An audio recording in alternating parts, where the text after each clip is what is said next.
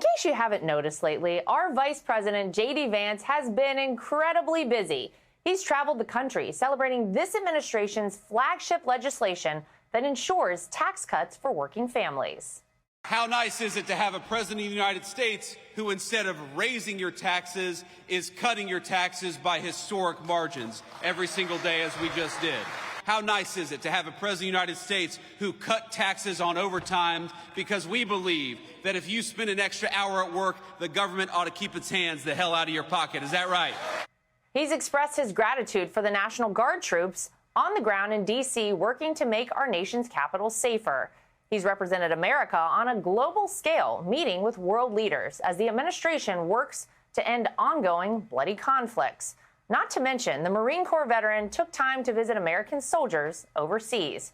He's been in the Oval Office with President Trump for critical meetings and important announcements, like this week's major decision to move U.S. Spacecom's headquarters to Alabama. I think Americans ought to appreciate the fact that you can't win the battle of the future unless you control the skies. The cyber security, the communications, the entire infrastructure of the battle in the 21st century will be in space. He and the Second Lady just returned from a visit to Minnesota, paying their respects and conveying their condolences to those affected by the tragic shooting at Annunciation Catholic Church. One of the ways that I'm going to try to honor these parents and the children that they lost is by being a better dad and hugging my kids tight tonight and making sure that they know that their dad loves them, because there are two families who are not going to get that opportunity ever again. A somber and powerful trip for the parents of three as they raise their young children under the world's watchful eye. And 10 years after the release of his landmark memoir, Hillbilly, Elegy, the vice president is reflecting on all that's transpired over the last decade, from becoming a father to embarking on a life of public service beyond anything he could have imagined. And tonight we're covering it all in our exclusive interview. Mr. Vice President, thank you so much for sitting down with me. You too. We all know you originally from a memoir, Hillbilly, Elegy. Sure. And in that memoir, in the introduction, you wrote, "I'm 31 years old and I have accomplished nothing great in my life. I'm not a senator, governor, or former cabinet secretary." So, what would Vice President JD Vance say to that 31-year-old JD Vance, having done all the things you now have today? I don't know. I guess I'd say, man, it's been a hell of a ride the last 10 years, because I just turned 41. So it's been almost exactly 10 years since the book came out. And the book was such a great blessing to me because it introduced me to all these people. And really, I think without the book, I probably wouldn't be sitting here today. But, I guess what I wish I could go back and tell my 31-year-old self is, just enjoy the ride, because it really has been an incredible journey these last 10 years. We've had 3 kids since that time. And I became a senator, I became a vice president. I obviously got to get a really front seat to some of the incredible things that your father-in-law is doing and has been doing over the past 7 months. So it's amazing. And I have enjoyed the ride, but I might go back and tell myself enjoy it a little bit more, because you never know what's going to happen. Yeah, well, you're proof of that for sure, right? I know. It's amazing. In the book, you talk about the tremendous adversity that you faced. Sure. You, in so many ways, are the epitome of the American dream and what's possible in this country. So in those moments, in those times when it really felt probably impossible and you weren't sure what the way out would look like, how did you keep going? What was it that ultimately inspired you? Yeah, well, I appreciate you saying that. If I could go back and ask myself, what's different about me now versus the 31-year-old who wrote it, is I was probably a little bit more resentful when I was 31 years old. I sort of looked at the way that I grew up. I went to Yale Law School and I didn't have the same advantages that other people had. And there was probably a little bit of that victim mentality that had seeped in even to my 31-year-old self. And now I look at it as such a blessing, because it gave me such a different perspective on, adversity. It gave me an understanding of people who are struggling. So I really do think it's such an incredible blessing, and I never take this for granted. Right? When I sit in the Oval Office with the President of the United States and we're on the call with some foreign leader, I constantly remind myself, I wasn't supposed to be here. I'm here by the grace of God and a lot of really good relatives, people who stuck by me. And you ask, how did I get through it? I think that the one thing that really helped me I'll say two things. First of all, I was always a person of very strong faith. And I was raised by a grandmother who, we didn't go to church a whole lot, but she prayed every day. She read the Bible every day. And she gave me this sense that there was some purpose to this. We might not understand it. God works in mysterious ways. But there was some deeper meaning to what we were experiencing. And that gave me the perseverance to go through it. But it also just this feeling of gratitude. You know, when I thought about my grandma, who should have been enjoying her golden years, retiring, taking things easy, but she was taking care of me. She was dealing with the various addictions and problems that were going on with her kids. I just remember thinking, even when I was a little kid, Mamaw she makes it possible. Like, she's the person who puts food on the table. She's the person who puts clothes on my back. And it's one of the great blessings is that I had enough insight even as a teenager to recognize that I owed this person a lot. And I think that feeling of gratitude is probably one of the great gifts that I had growing up, the recognition that I needed her, that I relied on her, and that without her I wouldn't have been anywhere. And that's the one thing when I meet kids who suffer from adversity, who have tough homes, sometimes, like a lot of times, much tougher lives than I had. I always remind them, try to feel gratitude. Because even if you're in the toughest possible circumstance, there is somebody in your life that is going that extra mile. If you feel gratitude towards them rather than resentment at all the people who didn't give you what they were supposed to give you, I think that makes it much easier to get through the day. Was there one specific moment, like, can you go back and identify any moment where you said, you know what, I'm going to choose this direction. I'm going to choose to pursue something greater than, rather than kind of, you know, a victim mentality of sorts? Sure. It definitely built slowly over time, but it was definitely in high school where, you know, my grandmother would talk a lot. She was very sick. And there was this recognition that if Mamaw was the person who kind of held the family together, when she was gone, that was going to have to be somebody. Like, somebody was going to have to step up. Somebody was going to have to be the person who took care of people. And I kind of wanted that person to be me. I wanted to be the person in my family that other people could rely on, that other people could pick up the phone and say, hey, I need your help. Can you help me? And that was a very powerful motivator, just this recognition that, you know, I was transitioning from being a person that relied on Mamaw to being the kind of person who other people could rely on. And wanting to be that kind of guy was a very powerful motivating force for me. And I know you credit the Marine Corps with giving you purpose and discipline. Sure. I imagine you still, in this big role you have here in Washington, D.C., are using what you learned in the Marine Corps right here today as vice president. Yeah, that's right. Well, in ways big and small, actually. It would not have shocked me if I had learned after knowing him that your father-in-law had been in the Marine Corps, because, and of course he didn't serve in the Marines, but he has a very Marine Corps style of leadership where he's very willing to delegate, and he trusts certain people. And when he trusts those people, he's willing to give them a task and say, go and do it, come back to me and report in a week. Whether you're a Lance Corporal or you're the Commandant of the Marine Corps, everybody has a few people that report to them.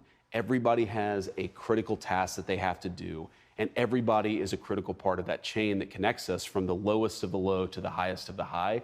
And I think that it's funny because the president really does have this attitude of, I'm going to surround myself with good people. I'm going to give clear directives. I'm going to check in, certainly, but I'm going to let my people go and do what I tell them to do and what I encourage them to do. And that sort of, I wouldn't call it a hands-off leadership style, but a leadership style that trusts the people around you very much is something I learned from the Marine Corps. And I think the greatest leaders that I've served under, that I've served with, they all have this ability to set clear guidelines, to inspire people, but also to trust people. And I think it's very hard to inspire people if you don't trust them. That's sort of two sides of the same coin. I learned that in the Marines. They say beside every great man is a great woman. Of course. And I think that would apply very much to our second lady, yes, to your wife, Usha. Absolutely. So many people look up to her. I think she's really incredible. So tell us about her as a wife, as a mom, as our second lady of the United States, and how all of this has been for her. Yeah, so it's funny. I think she's hitting her stride a little bit because she's finding some projects that she's getting involved in. She's been very involved at the Kennedy Center. She really cares about child literacy. And so she just sort of came off the summer reading push that she's been doing for kids all across America. So she's really starting to enjoy it. But you know, it's interesting. You know, Usha is like such, she really is kind of the anchor in our family. And you know, when people ask like, what is it that makes you tick and what is it that makes her tick? So it's funny, I'm the more emotional one, right? I'm the one who gets fired up and super passionate about things. She's the person who's always a very even keel. So on the campaign trail, when I would read something that would get me pissed off, or like, I can't believe they said this about the president, like it's totally fake, or I can't believe they said this about me. She was always the person who was sort of even keel. She doesn't get too high, doesn't get too low.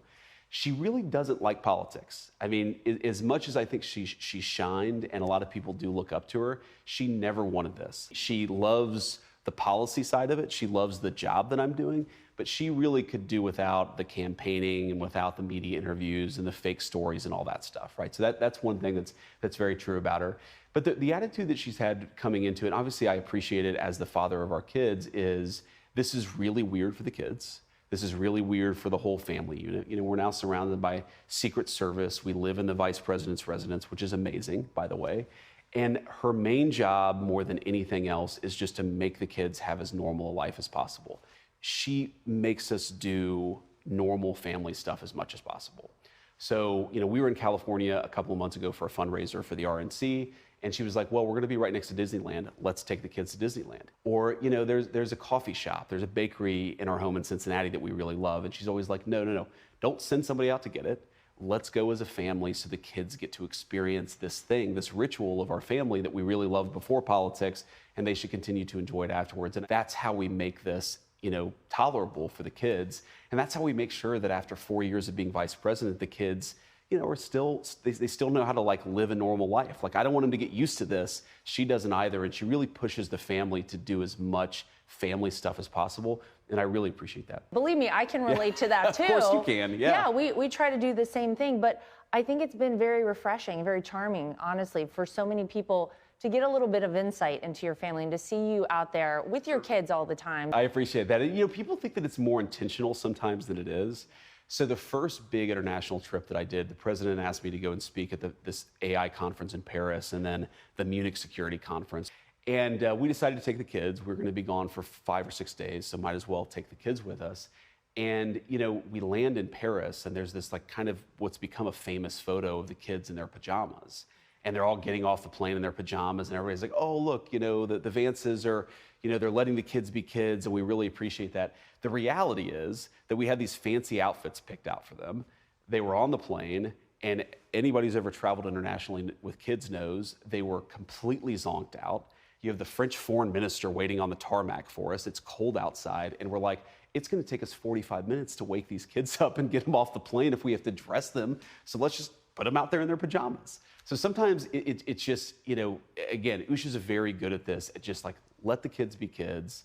We'll deal with the consequences, and we'll just have as normal of a family life as we can, of course, within the confines of being vice president. Our interview with the vice president continues in minutes. And we're getting down to business, from the successes of this administration to what might be in the cards for the future. I think if I do end up running, it's not going to be given to me either on the Republican side or on the national side. So I'm just going to keep on working hard. I think this is the most important job that I've ever had. We're back with more of our interview with Vice President JD Vance. We've already reflected on his family life, past and present, but it's impossible to ignore the fact that he now holds one of the most important titles in the world. So how does he respond to that pressure? And what does he see in his political future? There's so much to talk about with this administration. You know, you could argue that already you have been the vice president for the most consequential administration in American history. So give people a little bit of insight to how it is to work with President Donald Trump. What's been the most surprising part of being his vice president for you? Oh, there's so many surprising things. I mean, I would say the most surprising thing, because obviously the president and I were close before I became the nominee, but the campaign was actually more parallel tracks.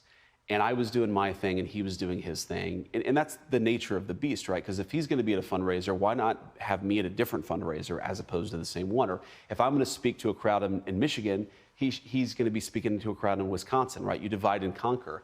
And so even though we were doing this together, it felt a little bit more like parallel tracks. And so one thing I've learned just working with him like every day is he doesn't have an off switch. Like sometimes the president will call you at 12:30 or at 2 in the morning, and then he'll call you at 6 in the morning about a totally different topic. It's like, Mr. President, did you go to sleep last night? Like, what is going on here? And, you know, he says that's been one surprise. I think the second, I don't know if I'd call it a surprise, but certainly something that I've learned is a little bit related to what I said earlier. He really does empower his people to do things, right? And that's, the vice president's the weirdest role in the government because the president's clearly defined, the cabinet secretaries are clearly defined, House and Senate members. The vice president is very much at the discretion of the president. Like if the president wants to empower the vice president, then he can do that. If the president wants to not talk to the vice president at all, he could do that. And what's made this so much fun is the president all the time is just saying, JD, you go and do this, or JD, you go and talk to these leaders about this particular issue, or oh, you really care about this? No, you can do it. You don't have to have me looking over you all the time. And there is this trust, and you see it with the president, Secretary Rubio. You see it with the president, Susie Wiles, with Steve Witkoff, our special envoy, who's done such a good job. He's very willing to say, "This is what I want done. You go and do it. Report back, or ask me for help if you need it." But that ability to delegate and trust his people has been really amazing. And the last thing I'd say, it's not so much a surprise about the president, but certainly maybe a surprise about the administration as a whole. Is, the first administration, what the president says is he had some people around him he just didn't trust, right? And he had never done this before. Like he's the first person who had never served in the military or been a previous politician. He just completely came from this super successful business career into the president of the United States. And the second administration, we just trust each other. And I think that it's made us so effective and so cohesive because we just are able to divide and conquer a little bit when you actually trust the team and obviously trust the man in charge. Everyone's talking already about the midterms. Sure. Give me your take on the Democrats, where we are overall with the midterms, and as we head towards 2028, some of the people that the Democrats have potentially floated, we got to laugh at it, Mr. Vice President, as potential nominees for Democrats running for president. What do you think? Well, I don't think much of the modern Democratic Party. Obviously, I'm biased, but I look at these guys. I think some of them are trying to actually mimic President Trump. You can't mimic his style. He just is who he is. I think a lot of them obviously have very bad records. So I don't think that much about the Democrats who people say are going to run in 2028. And I'm sure they're going to be people completely from out of the blue. So my attitude is let's focus on the job that we've got, and the politics will take care of itself. 2026, I'll give you good news, bad news, right? I think the good news is we've accomplished a lot. The president's approval numbers are very strong. People are happy with what Republicans are doing. I mean, we inherited a mess, the largest peacetime debt in the history of the United States of America, a real inflation crisis, of course, the wide open southern border. We've done a lot in 7 months, but look, there's a lot of additional work to do. That's one of the reasons why we have these 4-year terms, is to do as much as we possibly can. That's the good news. And I think the American people reward you politically when you run on something and you actually do that something. Now, here's the bad news, Laura. The bad news is, a great political mind, one of the president's pollsters once told me that anger usually wins midterm elections. And because we've done so much what we said that we were going to do, our people aren't angry. They look at the president, they look at the administration, and they're happy with what we're doing. Meanwhile, you've got the far left fanatics who, the president's political genius is he's encouraged the far left now to come out in defense of violent crime in our big cities. But say what you will about them, they're very angry right now, and they're very motivated. And so I would encourage all Republicans and everybody, whether you're Republican, Democrat, or Independent, who thinks that we're doing a good job, you got to remember to get out there and vote in 2026. Yes, it's, people say it's not as important as a presidential election, but it is very, very important. And if you want to give the government over to people who are defending murderers on the streets of D.C., then don't vote. But if you actually want to continue to secure the southern border and combat this inflation problem, you've got to get that out there and vote and give us that ability to continue accomplishing great things for the American people. But that's the thing, is I worry a little bit too much. We're resting on our laurels, not the president, not the administration, but a lot of Republicans we're happy with what's going on. We got to remember that if we want to stay happy, we got to get out there and vote in the midterms in 2026. As the former co-chair of the RNC, I appreciate that message, and I will agree with that message wholeheartedly. Final question for you. You know, it's so great to see that on the Republican side of the aisle, we seem to have great people. We have a deep bench. We do. We have awesome people who could, at any moment, run for president. Yeah. At the top of the list for 2028, you know what I'm going to ask you, Mr. Vice President, is the name JD Vance. A lot of people think that you will be running for president in 2028. Can we expect that? I just think that I don't like thinking about it because I like thinking about the job that I have right now. And if we do a good job in 2025 and 2026, then we can talk about the politics in 2027. But I really think the American people are so fed up with folks who are already running for the next job 7 months into the current one.